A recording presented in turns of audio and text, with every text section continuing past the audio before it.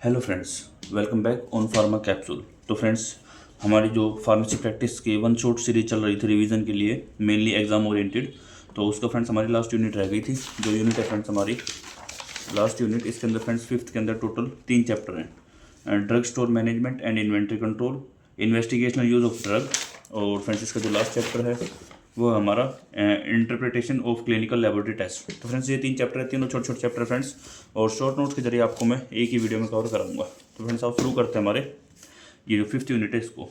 तो इसका जो पहला चैप्टर है friends, drug store management and inventory control. तो फ्रेंड्स इसकी सिंपल ड्रग स्टोर की डेफिनेशन देखते हैं। A faculty responsible for drug storage, dispensing, management of drug and medical supplies. जो ये वो फैकल्टी होती है जो डिस्पेंसिंग ऑफ ड्रग, मैनेजमेंट या उसकी सप्लाई को देखती है। जो ड्रग स्टोर होता है फ्रेंड्स, इसका ऑब्जेक्टिव होता है ड्रग अवेलेबिलिटी देखना, मिनिमाइज करना वेस्टेज को, और जो ऑप्टिमाइज करना उसकी कॉस्ट को।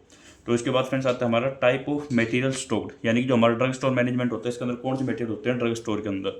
तो इसके अंदर हमारे फ्रेंड्स फार्मास्यूटिकल्स होते हैं, सर्जिकल्स होते हैं, डिस्पोजेबल आइटम होते हैं, रेफ्रिजरेटेड आइटम्स होते हैं, कंट्रोल ड्रग्स होती है फ्रेंड्स। ठीक है फ्रेंड्स, कंट्रोल ड्रग के अंदर हमारे जैसे नार्कोटिक सब्सटेंस वगैरह आते हैं, ये आपको शायद पता ही होगा। और इसके बाद आता है फ्रेंड्स हमारा type of drug store. Friends type of drug store, एक तो हॉस्पिटल के अंदर फार्मेसी होती है, फिर रिटेल फार्मेसी जो हम बाहर मेडिकल स्टोर देखते हैं वो होती है, और एक होती है होलसेल जो कि रिटेल के पास ड्रग की सप्लाई करती है। इसके बाद आता है फ्रेंड्स स्टोरेज कंडीशन। अब फ्रेंड्स हम जो ड्रग को स्टोर करते हैं उसके अलग अलग कंडीशन होती है, जैसे टेम्परेचर देखना पड़ता है, उसकी ह्यूमिडिटी कंट्रोल करनी पड़ती है, लाइट प्रोटेक्शन करनी पड़ती है, और वेंटिलेशन देखनी पड़ती है। इसके बाद आता है फ्रेंड्स परचेज।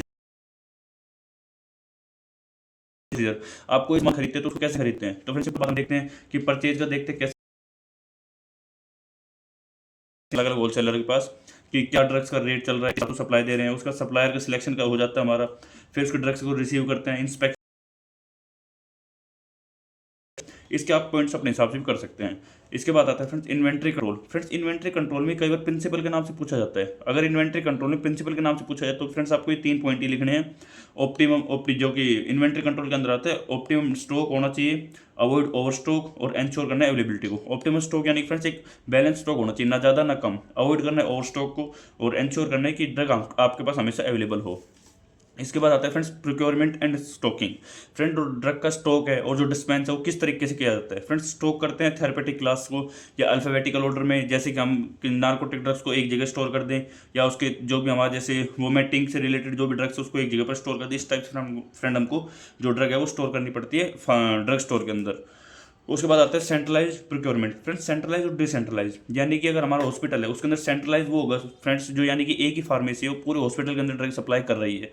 और डिसेंट्रलाइज फ्रेंड्स जैसे कि मान लो 3 से 4 फ्लोर है हॉस्पिटल के अंदर, और हर फ्लोर के ऊपर अलग अलग फार्मेसी है और वो अलग अलग फ्लोर के ऊपर ड्रग की सप्लाई कर रही है, उसको बोलेंगे डिसेंट्रलाइज। इसके बाद आता है फ्रेंड्स इकोनॉमिक ऑर्डर क्वांटिटी, जिसको हम EOQ के नाम से जानते हैं। इसका फ्रेंड्स सीधा सा है order optimal quantity of drug, यानी कि एक बैलेंस क्वांटिटी हमको ऑर्डर करनी है, दैट मिनिमाइज कॉस्ट, यानी कॉस्ट जिससे हमारी बची रहे। इसका फॉर्मूला है फ्रेंड्स √2DOH। फ्रेंड्स इसको आप एक ट्रिक से याद कर सकते हैं। DO के बाद आप डॉग याद कर ले, डॉग H, यानी डॉग हनी, या कुछ भी नाम लगा लीजिए, डॉग हनी किसी भी, तो उस हिसाब से आपको याद हो जाएगी। जैसे 2DO डॉग और नीचे H। अब फ्रेंड D से होता है हमारा एनुअल डिमांड, O से ऑर्डरिंग, और H से होल्डिंग कॉस्ट। इसके बाद आता है फ्रेंड्स रीऑर्डर लेवल और रीऑर्डर क्वांटिटी, यानी कि रीऑर्डर कब करना है और रीऑर्डर की कितनी क्वांटिटी करनी है। फ्रेंड्स रीऑर्डर लेवल होता है जब हमारा stock level eight which a new order should be place, यानी कि एक वो लेवल जिसके ऊपर हमको न्यू ऑर्डर प्लेस करना पड़ेगा, उसको बोलते हैं रीऑर्डर लेवल। इसके बाद आता है रीऑर्डर क्वांटिटी, कितनी क्वांटिटी हमको रीऑर्डर करनी है फ्रेंड्स। इसके अंदर आता है amount of quantity order when stock reach to reorder level, यानी कि रीऑर्डर क्वांटिटी वो होती है कि जो एक ऑर्डर एक लेवल के ऊपर आने के बाद हमको रीऑर्डर में कितनी क्वांटिटी नेक्स्ट टाइम के लिए ऑर्डर करनी है। इसके बाद आता है फ्रेंड्स हमारा चैप्टर नंबर इसी चैप्टर का फ्रेंड्स हमारा एक टॉपिक और बचा है, ये methods for analyse of drug expenditure, यानी ड्रग का एक्सपेंडिचर जो है वो कितना खर्चा किस ड्रग के ऊपर करना है उसका पूरा एनालिसिस। फ्रेंड्स के 3 मेथड आप याद कर लीजिए, ये मैक्सिमम 5 नंबर में आता है। जैसे ABC एनालिसिस, इसको बोलते हैं ऑलवेज बेटर कंट्रोल के नाम से आता है। इसके अंदर फ्रेंड्स सिंपल फंड है, आप इसको थोड़ा समझना। ये समझने के लिए जैसे कि हमारी जो कैटेगरी A की ड्रग्स है फ्रेंड्स, उसके अंदर हमको जैसे कि 10% आइटम है, 10% प्रोडक्ट 70% ऑफ कॉस्ट को कवर करेंगे फ्रेंड्स। यानी कि जैसे मैं आपको बताता हूँ, जैसे हमारे आप यहाँ पर समझिए इसको, जैसे हमारे टोटल 1 2 3 4 5 6 7 8 9 10 फ्रेंड्स, हमारे फार्मेसी के अंदर टोटल 10 आइटम है, और हमारे पास टोटल ये 100 रुपये हैं फ्रेंड्स। ठीक है। तो इसमें फ्रेंड्स जो 70 रुपये होंगे, इसके जो 70 रुपये होंगे फ्रेंड्स, वो मात्र इसके 10% आइटम, यानी 100 के 10% फ्रेंड्स इतने आइटम, यानी 70 रुपये हमारे इसके पास खर्च होंगे। और इसके बाद फ्रेंड्स यहाँ पे देखेंगे तो 20% हमारे 20% आइटम पे, यानी कि अब 100 के हमारे जो 20% 20 रुपये हैं 100 में से फ्रेंड्स, वो 20% आइटम पर खर्च होंगे, यानी कि इन दो पर। ठीक है फ्रेंड्स। अब हमारे पास बचे ये देखो फ्रेंड्स, तो 70% आइटम ऑफ 10% ऑफ कॉस्ट, यानी कि अब इसमें से हमारे 10 रुपये बचे, तो वो हमारे इस टोटल के ऊपर खर्च होंगे फ्रेंड्स। आपको समझ आया होगा। टोटल जैसे हमने अगर फार्मेसी के अंदर 100 रुपये खर्च करने हैं, 100 रुपये की ड्रग्स खरीदनी है, तो उसमें 70 रुपये की हमको वो ड्रग खरीदनी पड़ेगी जो 10% ऑफ आइटम कवर करती है। 20 रुपये की हमको वो ड्रग खरीदनी पड़ेगी जो 20% ऑफ आइटम कवर करती है। और 10 रुपये की हमको वो ड्रग खरीदनी पड़ेगी जो 70% ऑफ आइटम को कवर करती है। तो फ्रेंड्स ये आपको समझ आ गया होगा। बाकी फ्रेंड्स ये रिवीजन शॉर्ट है, इसकी डिटेल वीडियो बाद में लाएंगे, उसमें आपको और अच्छी तरह समझाएंगे हम इसको। फिर इसके बाद आता है friends analysis of vital, essential और डिजायरेबल। फ्रेंड्स इसके अंदर वेज मेथड के नाम से फ्रेंड्स इसको याद करते हैं। इसके अंदर फ्रेंड्स वाइटल ड्रग वो होती है जो बहुत ही जरूरी होती है, जो जिसके बिना फार्मेसी आगे वर्क नहीं कर पाती। इसेंशियल फ्रेंड्स जरूरी है बट वाइटल से जरूरी नहीं। और डिजायरेबल फ्रेंड्स जैसे कि ये ड्रग्स अगर हो या ना भी हो तो हमारा फार्मेसी का काम नहीं रुकेगा, वो चलता रहेगा। इसके बाद फ्रेंड्स हमारा आता है investigational use of drug. Friend investigational use of drug के अंदर देखें हम, तो फ्रेंड इन्वेस्टिगेशन मतलब क्या होता है friends, these are new drugs which not yet been approved by regulatory authorities. Regulatory authorities को अप्रूव नहीं करती है अभी, but allowed for the clinical trials. Clinical trials यानी कि उसकी इफेक्टिवनेस को चेक करने के लिए हम उसको लेके आते हैं। इसके अंदर फ्रेंड्स आता है जो प्रिंसिपल होता है वो साइंटिफिक जस्टिफिकेशन होता है इसका, उसको साइंटिफिकली जस्टिफाई करते हैं हम, और एथिकल अप्रूवल करते हैं उसका, रेगुलेटरी अप्रूवल देखते हैं, और पेशेंट को इन्फॉर्म करके हम इस ड्रग का यूज़ करते हैं। इसके अंदर फ्रेंड्स जो क्लासिफिकेशन है ऑफ इन्वेस्टिगेशनल ड्रग, फ्रेंड्स उसमें 3 कैटेगरी आती है। पहली कैटेगरी के अंदर वो ड्रग आती है new drug that never used in humans, जो ड्रग अब तक ह्यूमन के ऊपर यूज नहीं करी गई है। इसके बाद कैटेगरी सेकंड आती है drugs used in human but for different disease, यानी कि हमने किसी एक ड्रग को किसी एक डिजीज के लिए लिया है, लेकिन हम उसी ड्रग को दूसरी डिजीज के ऊपर टेस्ट करना चाहते हैं, तो वो कैटेगरी सेकंड में आएगी। कैटेगरी 3 के अंदर आती है approved drug used in a new combination, यानी कि जो ड्रग अप्रूव्ड है लेकिन उसको किसी और कॉम्बिनेशन में देना चाहते हैं उसकी इंटरेक्शन एडवर्स इफेक्ट को चेक करने के लिए, तो कैटेगरी 3 के अंदर आएगी। अब इसके अंदर आता है friends control of investigational drugs. उसका कंट्रोल कैसे होता है फ्रेंड्स, स्टोर सिक्योरली, उसको स्टोर करो, यानी कि जो कंट्रोल इन्वेस्टिगेशन ड्रग है उसको स्टोर करना है सिक्योरली, किसी और के हाथ में नहीं जानी चाहिए। उसको लेबल अच्छी तरह लेबल करना है, हैंडल करना है अथॉरिटीज़ के थ्रू, और रेगुलेट करना है CDSCO के थ्रू। ठीक है फ्रेंड्स। इसके बाद आता है रोल ऑफ हॉस्पिटल फार्मासिस्ट। इसके अंदर जो हॉस्पिटल फार्मासिस्ट है इन्वेस्टिगेशनल ड्रग यूज़ के अंदर, उसका क्या रोल है, तो फ्रेंड्स इसका रोल होता है स्टोरेज एंड डिस्पेंसिंग करना, उसकी डॉक्यूमेंटेशन मेंटेन करना, पेशेंट को काउंसलिंग करना उसके बारे में, और उसकी रिपोर्टिंग रेडी करना। इसके बाद आता है फ्रेंड्स आइडेंटिफिकेशन एंड लेबलिंग।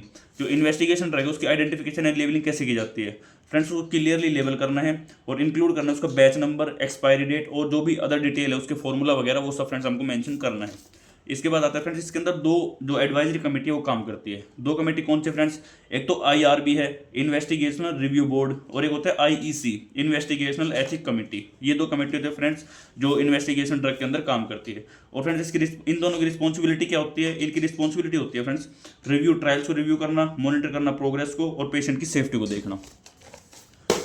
इसके बाद फ्रेंड्स हमारा आता है चैप्टर 3 जो कि इसका लास्ट चैप्टर है।